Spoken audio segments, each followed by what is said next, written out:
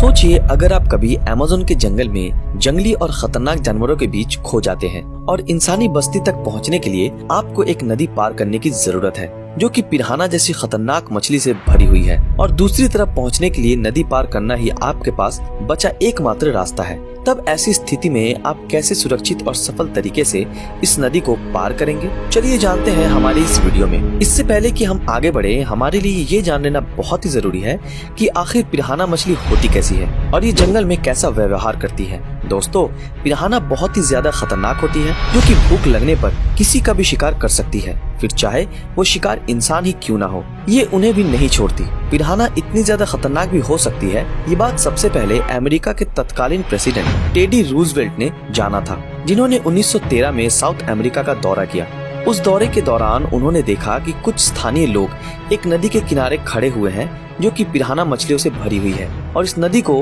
पार करने से पहले उनके द्वारा नदी में एक जिंदा गाय फेंक दिया जाता है, जिसे नदी में मौजूद भूखी खतरनाक पिरान्हा मछलियां कुछ मिनटों में ही खा जाती हैं और कंकाल में बदल देती हैं। इस इंसिडेंट को देखने के बाद अमेरिकी प्रेसिडेंट सदमे में आ जाते हैं और इसके बारे में एक लेख लिखते हैं जो कि आज की मॉडर्न सभ्यता के लिए एक चेतावनी थी कि पिरान्हा भी इतनी ज्यादा खतरनाक हो सकती है। एक ओर जहां भूख लगने पर पिरान्हा खतरनाक होती है, वहीं दूसरी ओर ये बहुत ही ज्यादा शांत भी होती है, जो कि सामान्य तौर पर अपने आकार से कम जीवों का ही शिकार करती है। पर मौजूदा समय में इनके द्वारा समय समय पर इंसानों के ऊपर अटैक किया जा रहा है, जिसका मतलब नदी पार करते वक्त आप एक बहुत ही बड़ी मुसीबत में भी पड़ सकते हो। वैसे तो इस धरती पर पिरान्हा की बहुत सी प्रजाति पाई जाती है, लेकिन इनमें से सबसे खतरनाक प्रजाति रेड बेलिड पिरान्हा की होती है, जो कि इंसानों पर अक्सर अटैक करती रहती है। तो दोस्तों, अगर ये प्रजाति नदी में मौजूद है और आपको वो नदी पार करनी है, तब आप एक बहुत बड़े खतरे में फंस सकते हो, क्योंकि रेड बेलिड पिरान्हा के दांत बहुत ही ज्यादा नुकीले होते हैं और हर दांत एक नुकीले चाकू के समान होता है। पर जब वो अपने ऊपर और नीचे के दांतों को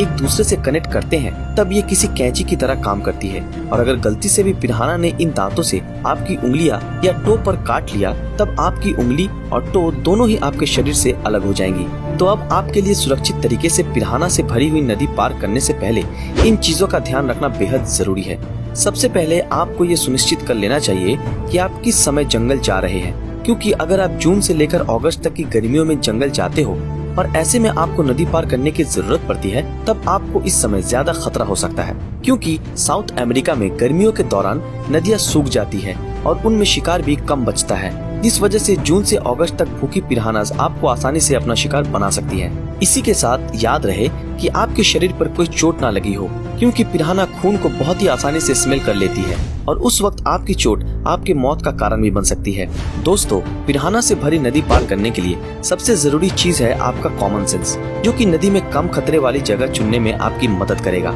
याद रहे, अगर आपके आसपास कोई फिशिंग साइट मौजूद है, तब ऐसी जगह से नदी पार करना आपके लिए मौत का सबब बन सकता है, क्योंकि ज्यादातर फिशिंग साइट्स पर पिरान्हा छोटी मछलियों का शिकार करने के लिए आ जाती हैं, और ऐसे में आपका नदी में जाना मौत के मुंह में जाने जैसा होगा। इसके अलावा अगर आपको नदी का पानी स्थिर दिखाई देता है, तब नदी में बिल्कुल भी मत जाइए, क्योंकि पिरान्हा शांत पानी में ही ब्रीड करती हैं, और ऐसे में ये नदी में बहुत ही ज्यादा मात्रा में मौजूद हो सकती है, जो कि आपके लिए और भी ज्यादा डरावना हो सकता है। और ऐसा इसलिए क्योंकि अगर 400 से 500 पिरान्हा भी आपके शरीर का एक एक बाइट लेती हैं, तब महज 5 मिनट में ही आपका काम तमाम हो सकता है। याद रहे, जिस वक्त आप नदी में स्विम कर रहे हो, उस वक्त आप शांत रहें और धीरे धीरे स्विम करें, क्योंकि ज्यादा शोर पिरान्हा को आपकी ओर आकर्षित कर सकता है। दोस्तों, स्विम करते वक्त एक और चीज पर ध्यान देना बहुत ही ज्यादा जरूरी है, और वो चीज है गाज, जिनके नीचे पानी में अक्सर पिरान्हा होती है, जो कि बर्ड्स के घोंसले से अंडे गिरने का इंतजार करती है।